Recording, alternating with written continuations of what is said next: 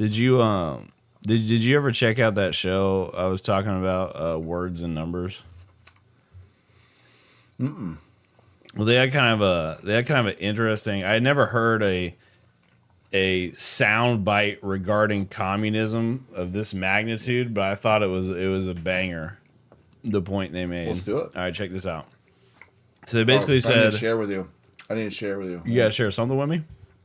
No, I have to. You have to share with me. Oh, I'm not showing anything, but I'll go ahead and do it for when we do pull stuff up. Where's the screen? There we go. Okay. All right, it's shared. But we're not looking at anything yet. All right. Anyway, so basically it went like this. So, okay, well, actually, first, so what is your not tainted by your opinion of its effectiveness? What would your just straight up unbiased definition of communism be? What would your definition of it be? Well, pretty much a bureaucratic, lawful system, a governmental system that's based on no private property. And the government pretty much runs everything. And I mean, I'm sure, unfortunately, I don't have any more nuances other than that. And like pure collectivism. Okay. I mean, people in the government, I mean, of course, totally centrally controlled, economics. Are you eating right now? Are you Yeah, eating? I am. Oh, God. Yeah, let me just eat right now. Jesus. Okay, continue. And also, well, I don't know if this is sort of nuanced throughout communism, but I mean, if you're a communist government, you do not like other religions. Like, it's almost like its own religion that has to be like, and it's atheist of sure, but that's not, I think that's just part of like an effect of communism. I don't know if it's like its credo or whatnot. But yeah, and also wealth has to be redistributed equally, which ends up not being the case because people in government are actually top tier. Like people that aren't in the government are like bottom tier citizens, or like they're like second rate citizens. Yeah. So the main part that I think a lot of people hone in on now is kind of the last part of what you just said. I think a lot of like youngins, some young commies don't necessarily think of the no private property thing. They think of the part that everybody focuses on is the interpreted theft of surplus value. So if anybody out there doesn't know basic economics, if you work at a factory, right, and you make a widget that they sell wholesale to Walmart buys it for $20. They can't, and it takes you 1 hour as a employee to manufacture a widget. They can't pay you $20 an hour because otherwise there would be no money and the factory would shut down. There'd be no money for repairs, insurance, other staff, whatever. Right. So let's say they pay you $10 an hour because every hour you're making the company $20. So they're getting $10 from you every hour. So that is the surplus value that communists would say is being actually stolen from you. And the way they want to remedy this is by taking that money and then using it to take care of you, whether that be through housing, food, healthcare, yada, yada, yada. Right? Right. With me so far? Okay. There was already a system in America that fixed income inequality in this way. And actually across the world. Do you know what that system was? Oh, no. Slavery. Absolutely. Any surplus value being generated to you was used to house you, feed you, clothe you. So, in a way, that's really what you're advocating. You know what I'm saying? I never thought of it like that. When I heard them say that, I was like, holy shit. It's so true, though. It's actually so true. Yeah. I was like, yeah, we already had communism. Hey, I don't know if at any point in history slaves from any country or time period were living very lavish lives. Do you think? Yeah. I don't know. I guess we're all goyim slaves now. So. Oh God, I should have never told you about Twitter. Oh fuck, I'm scared. I'm scared. I'm scared of the holidays this year. Now that you're on Twitter, I'm very scared. And I think another thing people get caught. I don't know, because like now with like the goddamn, I'm having a brain fart with the ice shit, right? And like lefties getting to the point people on the right said they were going to do during, like Obama times. Like, we're going to have to pick up our arms. Now the lefties are getting ARs and shit. Mm-hmm. And a lot of them want communism. The thing with that is, like, okay. So have you ever like talked to a commie? Couple times, but like about it, not just like ordering coffee. About ice? No. I thought you meant just like a communist who like Che Guevara and thought that certain communist ideas were great. Yeah, like have you ever talked to someone? Not like recently about the ice, or the immigration situation that we have going on right now. Well, no, I have not. But mainly, I wanted to talk about like the end game of that conversation, where when they say, "Oh, this thing, that thing, this could work, this could be implemented," and usually the opposite side of that argument is communism has failed every time it was tried. Like, it's literally like the line. Right. Say the line. Yeah. say the line. They'll say, "Oh, well, what do they say? What do they say in response to that? Do you know?"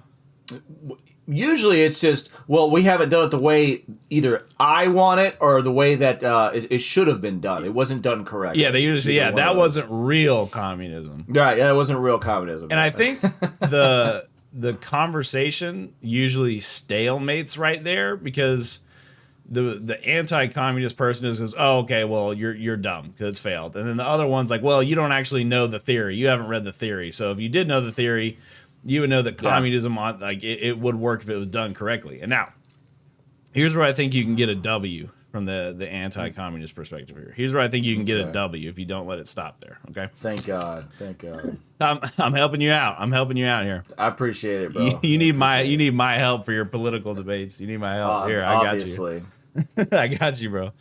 Okay. Obviously. So, I do think with like how like rich some people are and how poor some people are, like the billionaires, the trillionaires, the Saudis, and right, the math would work out with from everyone according to their ability and to everyone according to their need. I think the math works out, and that's where the commies are getting tripped up. I think the math. Do you agree with me that the math is mathing for that? Well, explain when you say math. That's just a very okay. If we were to take talk about exactly. if we were to take all of the wealth that exists in the world and evenly distributes it, nobody would be starving, except for like maybe like crazy people that like literally crazy people that can't function. Except for them, nobody would be like starving. I think the math works out. Do you dispute that? I disagree, and the reason it's not okay. So there's when you say I guess when you mean all right, when you mean by wealth, do you mean the intrinsic value of wealth or just money itself?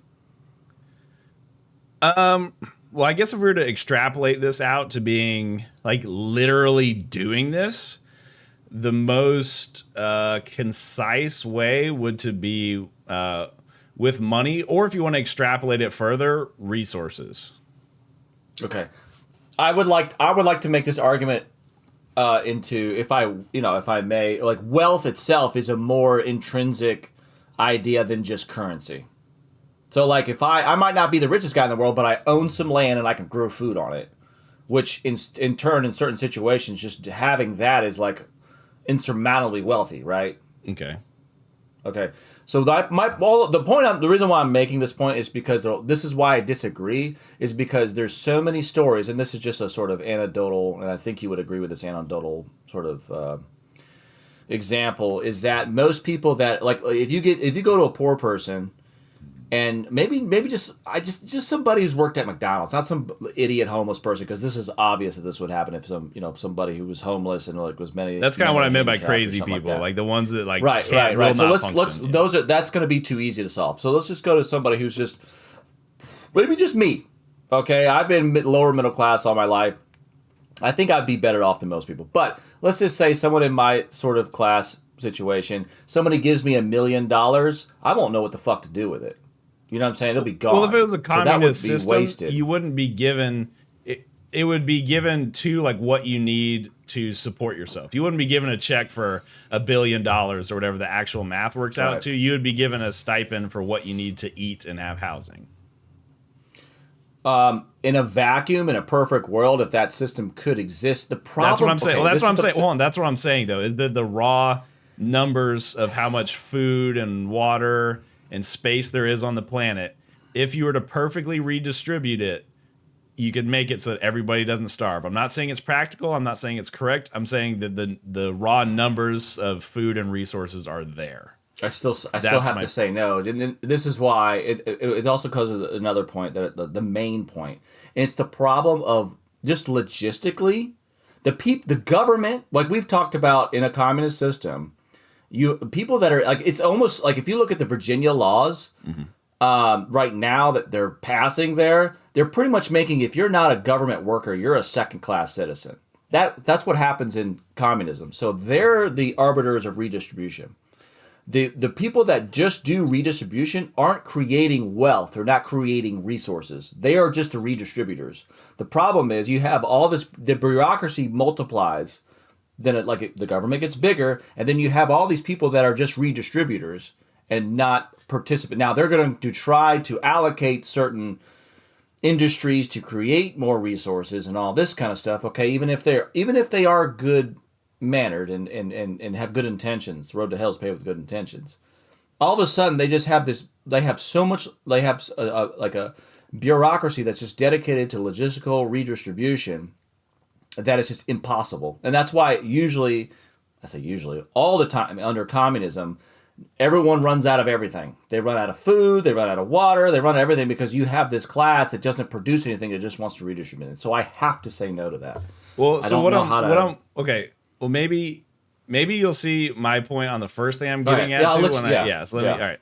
So my argument for this would be that the math does work out. You disagree, but this is where I'm coming from with my which I kind of get to what you were just talking about with this. So let's just say, for the sake of argument, that the numbers work out, and if you were to perfectly redistribute all, I said it. You get where I'm going with this. Okay. The problem is, in order for that to function, this perfect cast of money redistributors has to be given total tyrannical control of money, food, prices, price fixing, all of this. Right. And I don't think there's really anybody that can argue that power does not corrupt people. So that's why this supposed correct form of this correct form of communism can't work, because of the power structure that is necessary for that complete redistribution to work. Right. Is why it doesn't work, because when you get that level of power, you start killing people, you start fucking over your enemies and people you don't like. That. So that's what I would say to those people, is that if that is true, that the math works out, that we can take care of everybody, you can't avoid that problem of absolute power corrupting absolutely. Instead of just saying, oh, well, it's failed every time. Well, that's why, is because that is a necessary part of the end goal of complete wealth redistribution. I totally agree, but I would frame it differently, because I am not, when it comes to power corrupts absolutely, I don't believe that it's an absolute. I'm more I can approach it in a pragmatic way. If you ever had, and we've all had those bosses, just a boss at work, especially if you worked at a restaurant or anywhere, or it doesn't even matter. The people in the office that make decisions usually have no fucking clue what's going on the ground. Okay? It's not necessarily because they're ill-minded or they have bad intentions. It's because there's a cognitive dissonance between people who are actually doing the work and are functioning, working like blue collar work. That's a great example. Let's say you have a big electrical company, or a construction company. All right, but like that, you make hotels. It's like a huge operation. So you're like the general contractor. You're in charge of the building, the water, the electricity, all absolutely. Of it. Okay. So you're subcontracting all the different plumbing and the carpentry and the masonry and all this kind of stuff. Yep. You're dealing with all that. So now, of course, great contractors have actually done the work, know what's up, will show up, will always be watching the workers, seeing what they're doing, seeing what they need. They're always participating. But all of a sudden, if you have this elite sort of mentality, and that's the American way, what I just described, getting on the ground, being that leader, that CEO that actually shows up and talks to, the person who's the bottom of the pyramid, let's just say, right? Yeah. That's the American, that's like that's the greatest, right? That's why America's America, really. Let's just be honest. Okay. But sometimes we've seen these power structures where the people at the top distance themselves from the people at the bottom. They don't know what they're doing. They just look at numbers and spreadsheets, and that's all they look at, and they're disconnected from what's really happening. And so what's on a spreadsheet and what's like calculatable is not reality. And again, that cognitive dissonance creates a sort of elitism. And also it just creates inefficiencies, regardless of pretentiousness and bigotry. So it's that's also what's happening too. So it's not necessarily like, because I don't like to operate where human beings are evil, and then that's why when they finally get power, they're just going to be the worst people. As soon as they get, if anyone becomes the most powerful person in the world, they'll turn into a bad person. I don't agree with that. Well, that framing is why people want to try communism again, because it could work. As well, if we put the right people in there, it's just that Stalin wasn't the right guy. Mao wasn't the right guy. It's people are inherently good, so we just got to find that right good guy. And as far as like completely controlling the world's economics, I don't see that level of power coming with problems.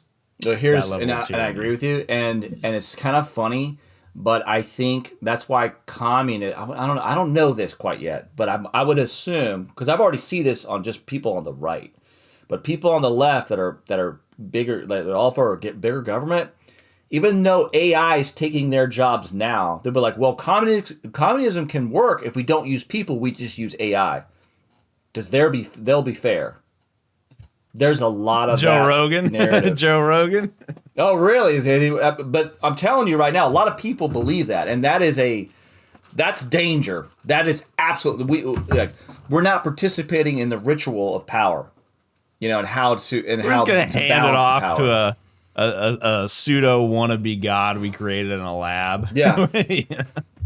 But that's one of the narratives for AI to take over, sort of like the bureaucracy of government. Not only would it be cheaper, we don't have to pay all these corrupt politicians money a year, and they inside trade. We could, and they're all evil. We just give it to an AI, and it'll just do it for us.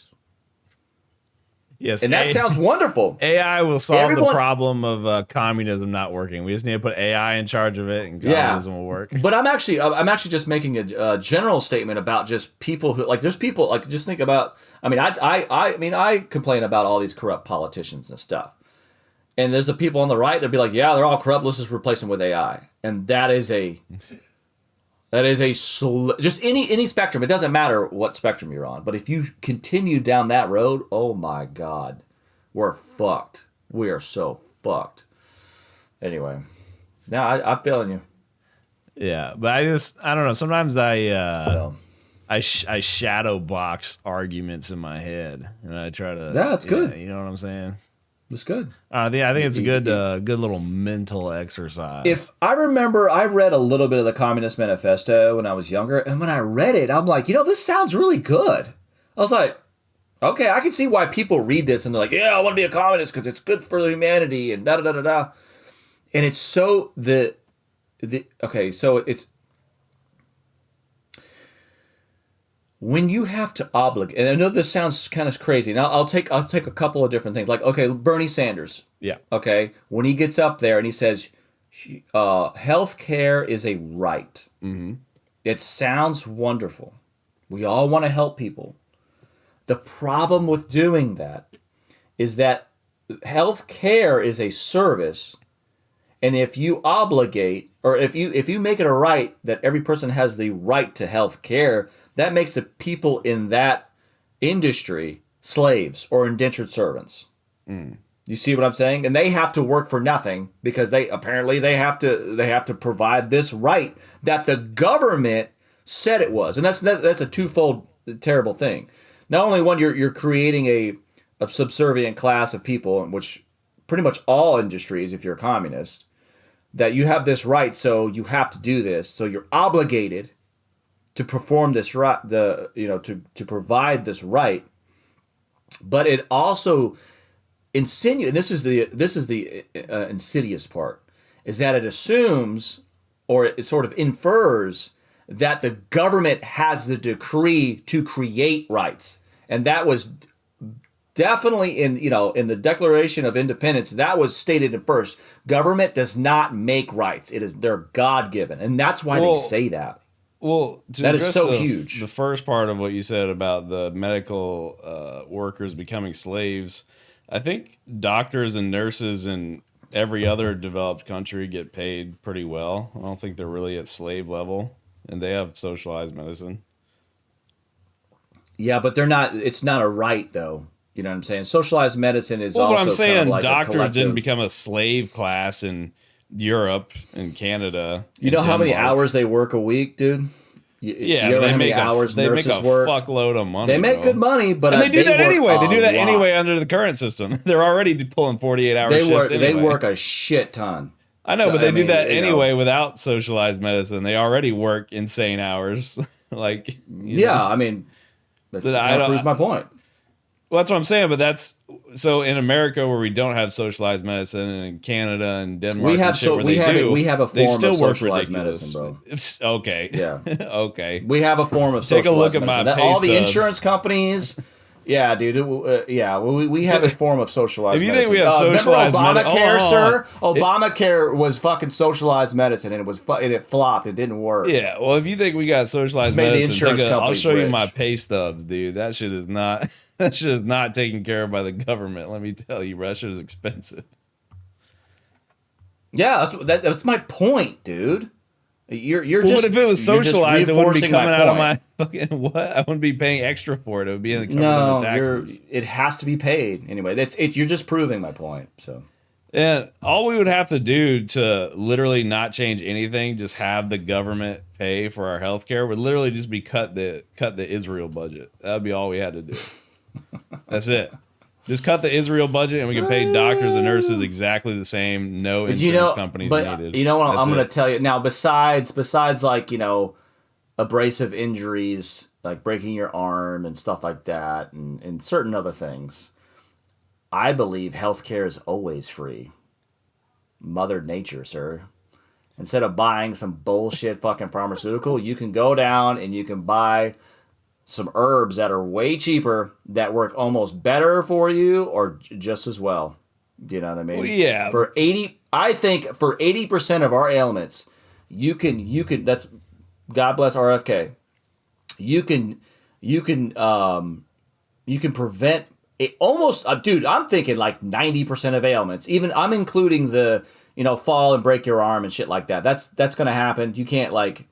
You're not gonna pull an herb and then your broken arm's gonna heal. Yeah, you're gonna have to get an X-ray. You're gonna, I'm not saying that kind of shit, but okay.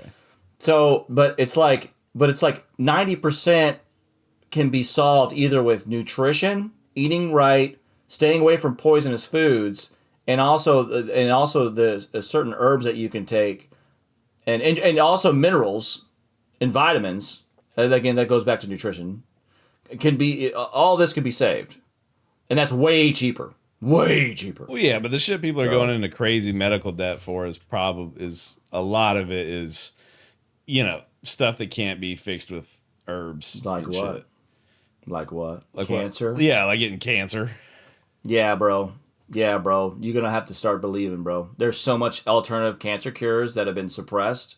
It's not even funny, dude. It's not even funny. Well, yeah, but we got shit like in the rainwater that causes cancer. So I mean, it's not like you just don't smoke cigarettes, don't stay in the sun too long, and you're good.